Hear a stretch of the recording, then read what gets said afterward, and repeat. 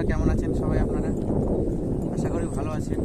কিন্তু আমাদের পরিস্থিতি দেখছেন, আমরা খুব পরিস্থিতি খারাপের মধ্যে আছি।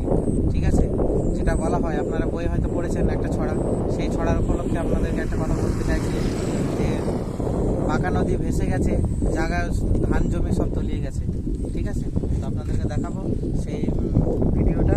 আজ দেখুন এইদিকে কী অবস্থা, সামনে আমাদের পাকা নদী। এই নদীটা মানে খুব রানিং অবস্থায় থাকে, কিন্তু অতিরিক্ত জল হলে সেই জল ছেড়ে এগুলো সব ডুবে গেছে। দেখুন কত কষ্ট। সামনে এদিকে আরও জায়গা রয়েছে, রাস্তার মধ্যে জল উঠে গেছে,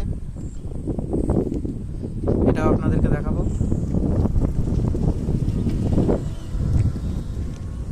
দেখুন বন্ধুরা, এদিকে রাস্তা টোটো আসছে, এই যে টোটো, এটা হচ্ছে গাড়ি, এটা আমার গাড়ি। ঠিক আছে, আমি একজন টোটো চালক, সাধারণ টোটো চালক। আর এই যে আমার এই অবধি জল আসে, টোটোটার আপনার এই অবধি জল আসছে। ঠিক আছে, আমি এখন এই মুহূর্তে বহুত কষ্টে পারে আপনার।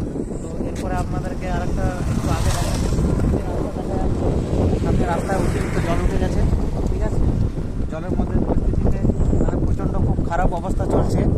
তো আপনারা যদি মানে ভিডিওটা দেখে থাকেন তো অবশ্যই আপনারা জানাবেন যে এই পরিস্থিতির মধ্যে আমরা যে মানে কষ্ট করে গাড়িগুলো পার করছি, তো এই কষ্টের মধ্যে আপনারা দেখে সহযোগিতা করুন, বা যদি ভালো লাগে লাইক করবেন, সাবস্ক্রাইব করবেন।